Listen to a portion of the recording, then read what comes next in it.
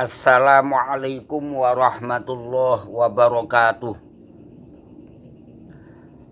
Bismillah, alhamdulillah, wassalatu wassalamu ala rasulillah, la haula wala quwata illa billah, amma ba'dah.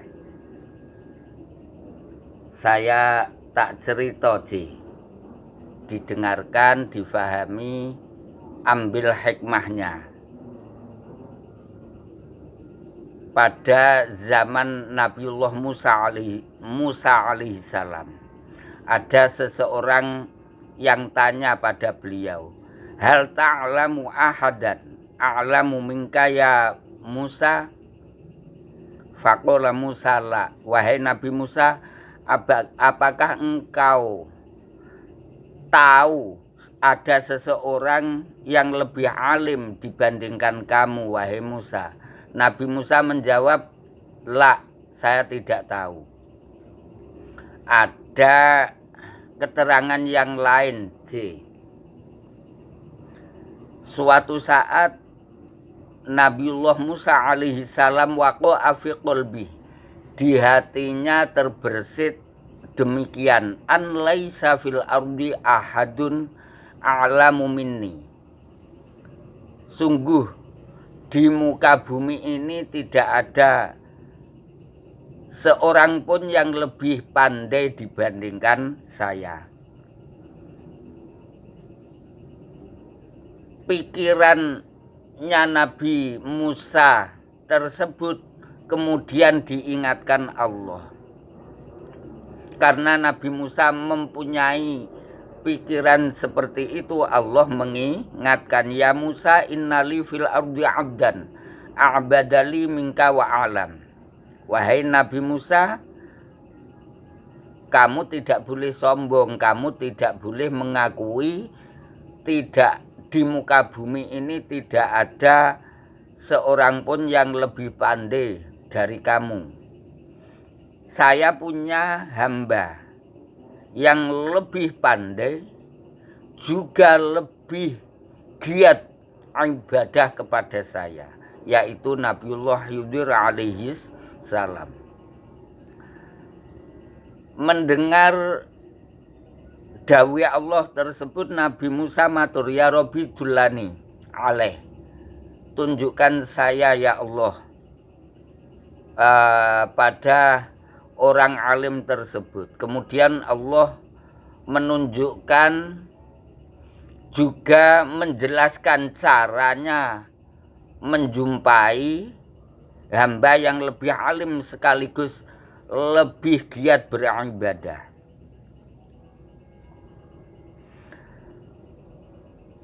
Akhirnya Nabiullah Musa alaihi salam mengajak pemuda, yaitu Yusha bin Nun.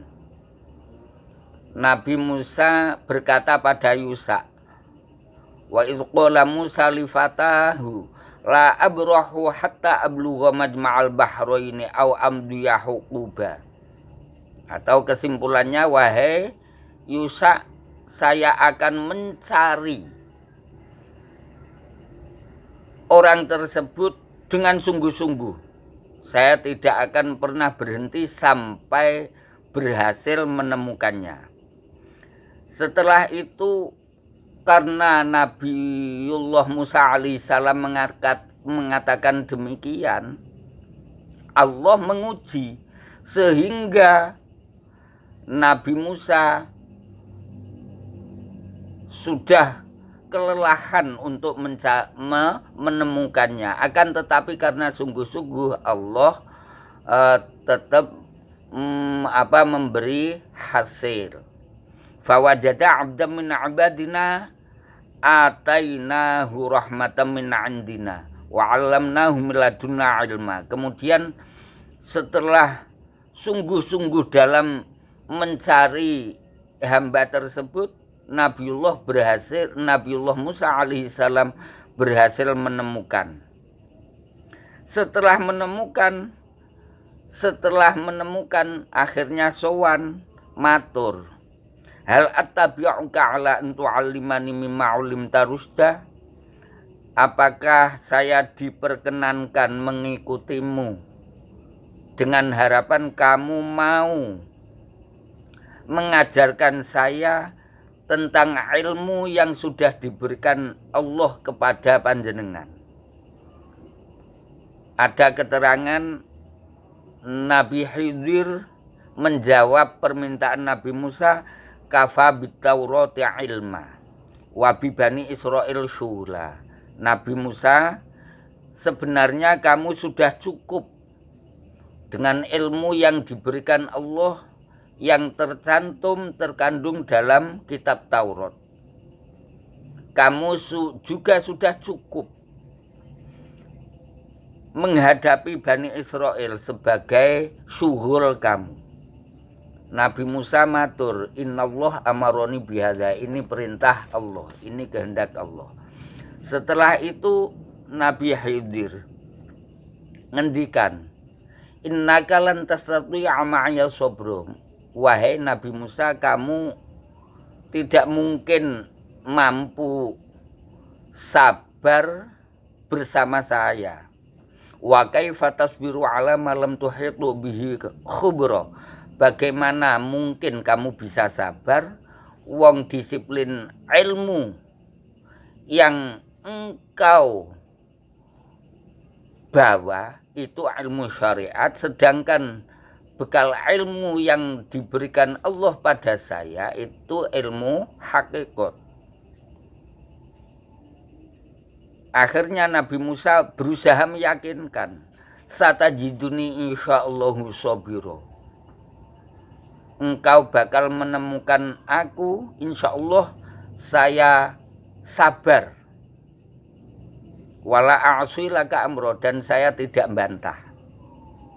Nabi Khidir kemudian menjawab, qul fa ini taba'tani fala tas'alni. Nek kamu ingin mengikutiku yo enggak mudah-mudah lah. Enggak sulit-sulit, mudah. Cukup jangan tanya tentang sesuatu hatta disalaka min dzikra, sampai aku menjelaskannya. Di sini kita cermati, Nabi Musa berjanji sabar, tidak membantah. Karena sudah berjanji sabar, taat, tidak membantah, tentunya sekalipun beliau Nabi, Rasul, Ulul Azmi, tentunya tetap diuji. Perkataannya benar apa salah. Kemudian Nabi Khidir ngajak jalan-jalan, fangtolako. Pada saat jalan-jalan, hatta idza raqiba fis safinah, Nabi Musa diajak naik perahu. Setelah naik perahu, di situ ada penumpang yang lain. Khorokoha, Nabi Khidir melubangi perahu tersebut. Melihat tindakan Nabi Khidir, Nabi Musa tentu eskal. Karena Nabi Musa berpegang ilmu syariat. Matur qala akhraqta halituri qa ahlaha. Lha nek perahu yang kita tumpangi ini kamu lubangi, apakah tidak menenggelamkan penumpangnya? Laqad jita syai'an imro.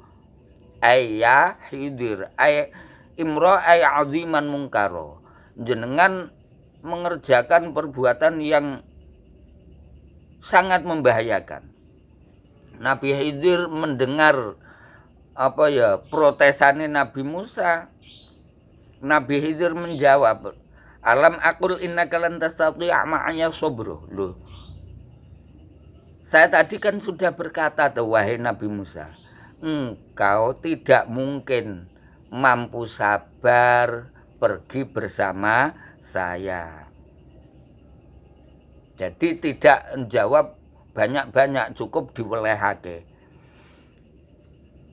Nabi Musa faham, kemudian matur, la tu'akhidni bimana situ. Mohon maaf saya tadi lupa. Wala turhiqni min amri usra. Setelah itu karena kesalahan baru satu kali, Nabi Khidir memaafkan, memaklumi. Kemudian diajak jalan lagi fantolako.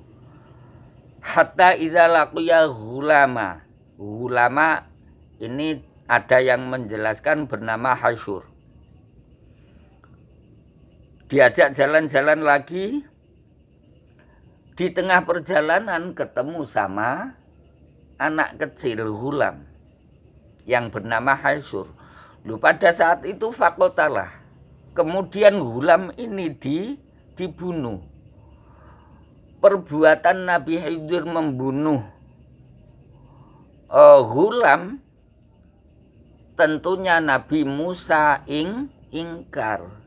Matur lagi, akotal tanafsan zakiyatan bi ghairi nafas. Panjenengan kok mateni ghulam, anak kecil yang tidak berdosa sama sekali. Laqad ji'ta syai'an nukra. Nukra ay mungkara. Kamu benar-benar bertindak mungkar, kelewat batas. Nabi Khidir mendengar protesannya Nabi Musa yang kedua ini, menjawab, "Qala alam aqul laka innaka lan tastati'a ma'aya sabrulu." Saya kan sudah mengatakan tuh, engkau tidak mungkin mampu. Apakah aku belum menjelaskan kamu tidak mungkin mampu bersama saya, sabar bersama saya. Nabi Musa mengajukan permohonan lagi, alasan. In sa'altuka an syai'in ba'daha fala tusahibni. Nggih pun nek kalau nanti saya kok tanya lagi,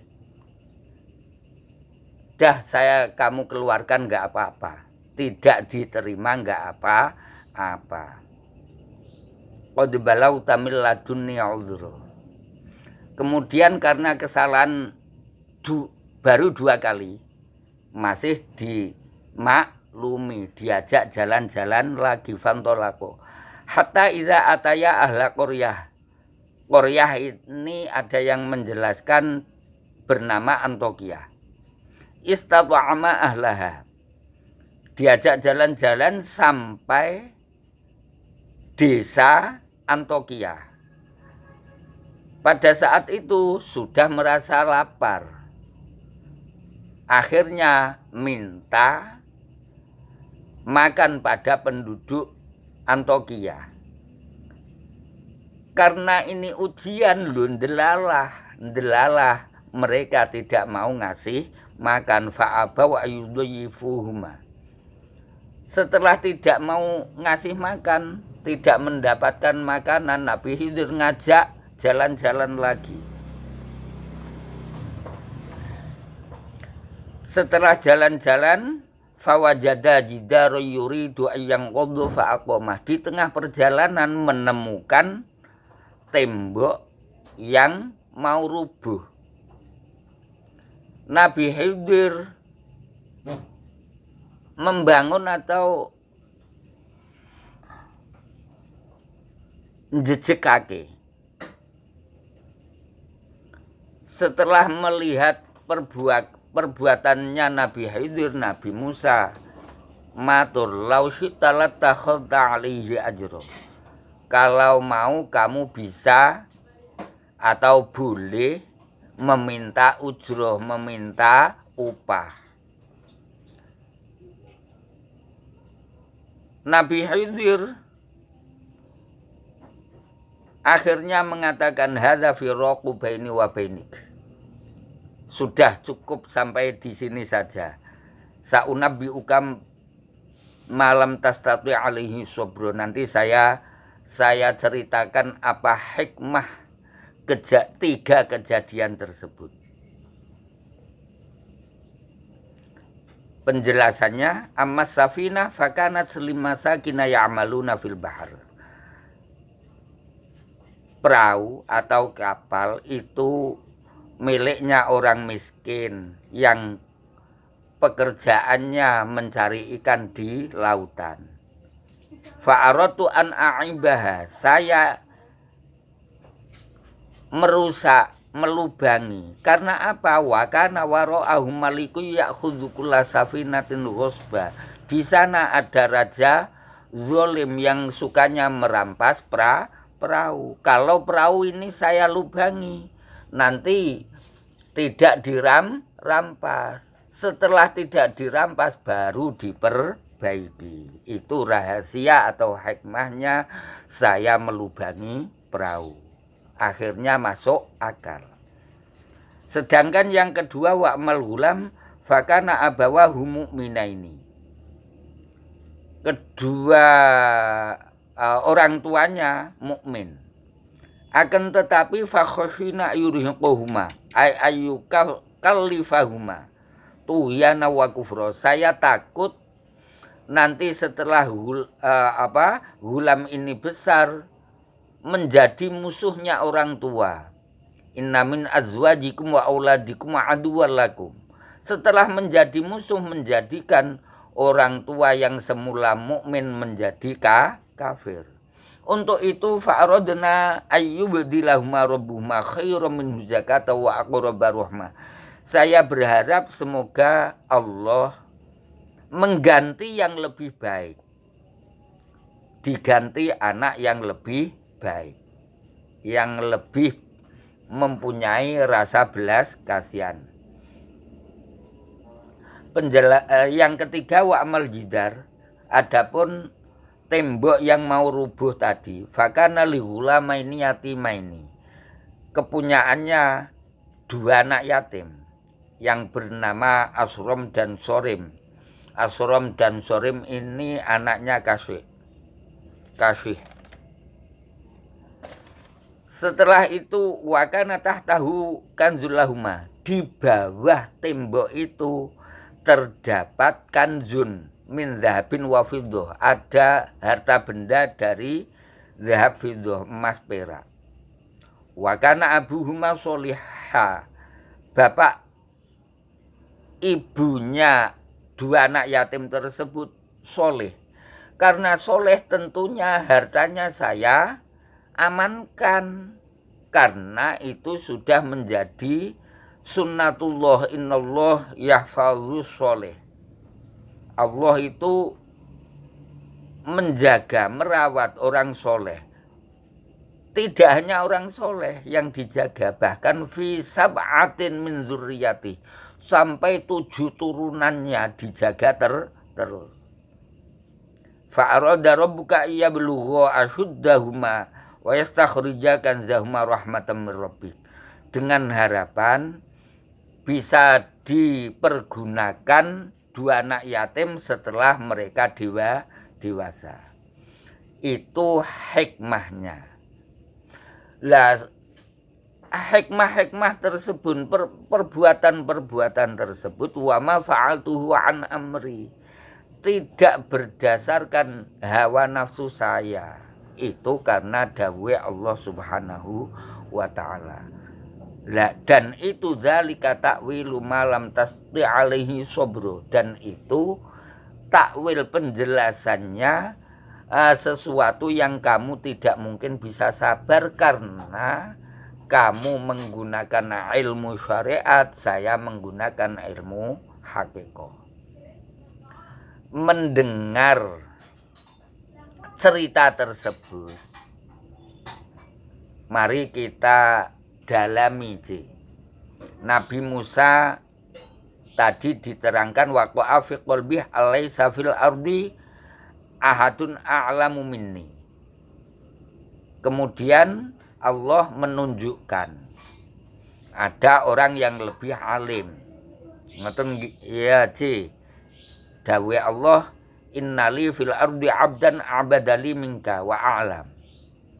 Jadi jenengan gak oleh sombong. Yang kedua, Nabi Musa mengatakan saya akan mencari sampai ketemu. La abrahu hatta ablugha majma'al bahrain.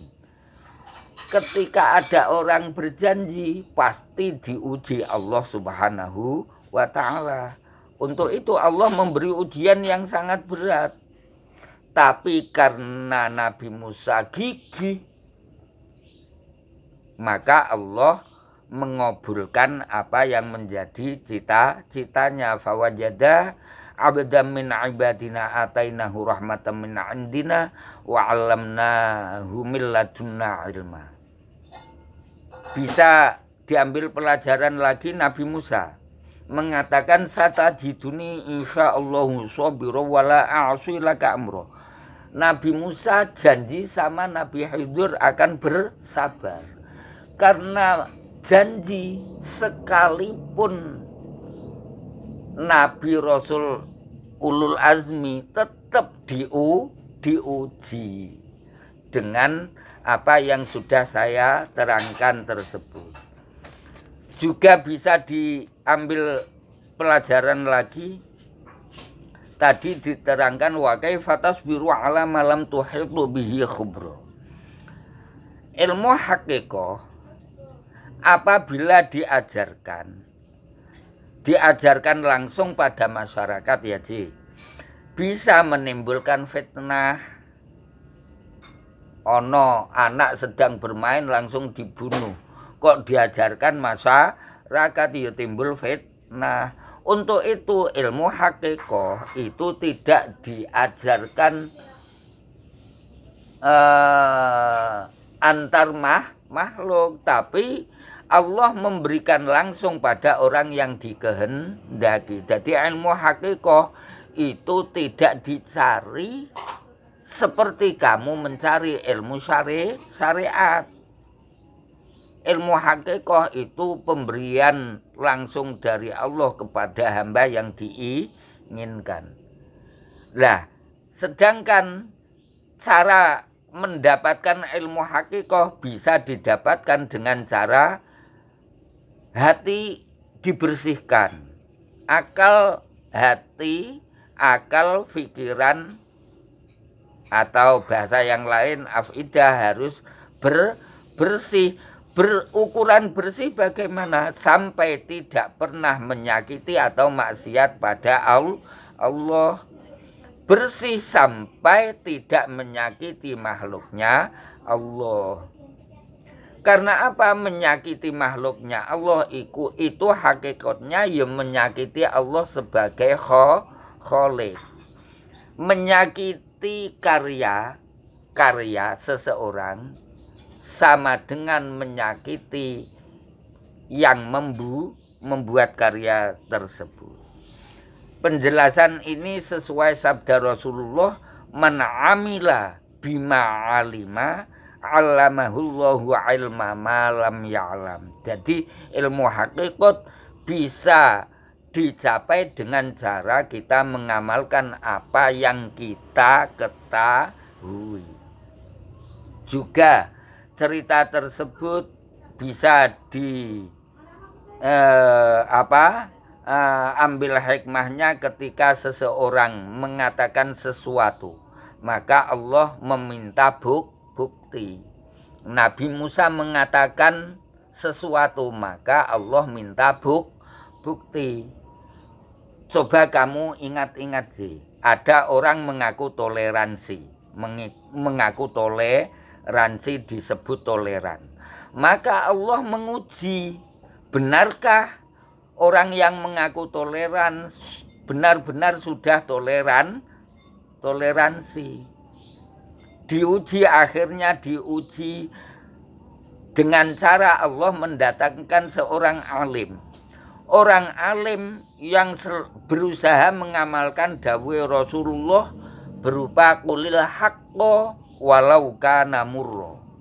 Katakan yang benar itu benar sekalipun dirasa pahit.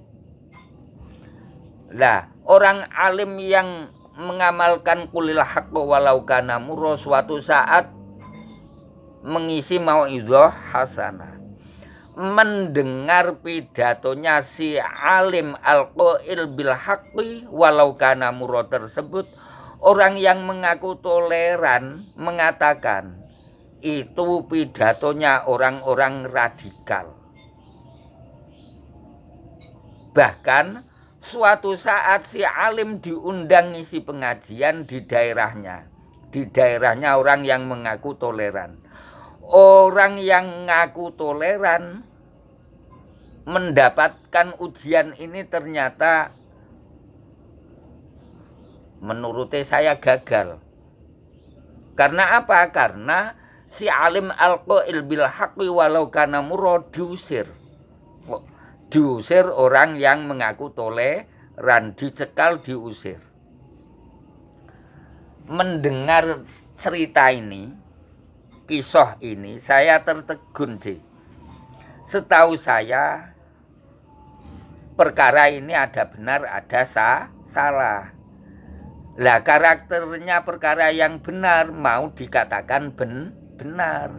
Lah karakternya yang salah secara umum tidak mau dikatakan salah. Jadi orang salah dikatakan salah itu tidak mau.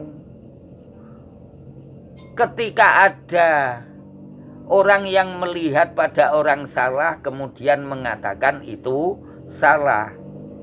Yang salah dikatakan salah, mengatakan, menuduh, kok ilil haqqo walau kana murra, oh kamu radikal. Kenapa orang yang mengaku toleran tidak mau mencontoh Imam Syafi'i dan orang-orang yang bermadhab Hanafi? Suatu saat Imam Syafi'i datang di daerahnya atau basisnya orang yang bermadhab Hanafi. Karena Imam Syafi'i terkenal alim, datang diterima dengan baik, kemudian pada waktu sholat subuh dimintai menjadi imam, didapuk menjadi imam. Imam Syafi'i membalas toleransinya orang yang bermadhab Hanafi dengan cara Imam Syafi'i sejatinya berpendapat ketika sholat subuh disunnah muakkadkan memanjatkan doaku kunut karena makmumnya bermadhab Hanafi. Imam Syafi'i pada saat itu tidak memanjatkan atau membaca doa kunut. Ini kira-kira sudah dilakukan oleh orang-orang yang mengaku toleran ketika dihadiri orang alim yang al-qail bil haqqi walau kana murra yang diusir tadi apa belum? Ini saya kira toleransinya orang yang mengaku toleran tapi mengusir orang alim al-qail bil haqqi walau kana murra jauh nek dibandingke toleransinya Imam Syafi'i terhadap orang bermadhab Hanafi. Orang bermadhab Hanafi toleransi kepada Imam Syafi'i, padahal Imam Hanafi dan Imam Syafi'i dalam berbagai masalah banyak terjadi selisih pendapat. Akan tetapi selisih pendapat tidak mengurangi rasa hormat mereka. Itulah toleransi. Saya juga merenung lah kenapa kok ilal haq walau kana murra, kok yo tidak mau menggunakan dawuh Kanjeng Nabi kalimun nas ala qadri uqulihim, sehingga dalam memberi mau'izah selalu menggunakan bil hikmati wal mau'izatil hasanah ngono raji. Jadi agar yang mengaku toleran mudah mengamalkan toleransinya, kita menggunakan bahasa yang santun. Orang yang mengaku toleran yo menghormati orang lain sekalipun beda pendapat, seperti yang diajarkan Imam Syafi'i dan mazhab Hanafi tersebut. Juga pernah terdengar cerita ada orang luar negeri berkunjung ke Indonesia, merasa terganggu suara azan, kemudian pulang di negaranya memberitakan di Indonesia tidak bisa istirahat dengan nyaman karena terganggu suara azan. mendengar berita yang dibuat orang luar negeri itu, orang yang mengaku toleran cepat-cepat membuat aturan TOA. Menanggapi aturan TOA, masyarakat Indonesia ada yang pro, ada yang kontra. Yang kontra cepat-cepat mengadakan demo besar-besaran. Yang pro mengadakan apel besar-besaran. Benar enggak, Di? Yang apel besar-besaran ini dihadiri warga sipil yang berseragam loreng itu loh, Di.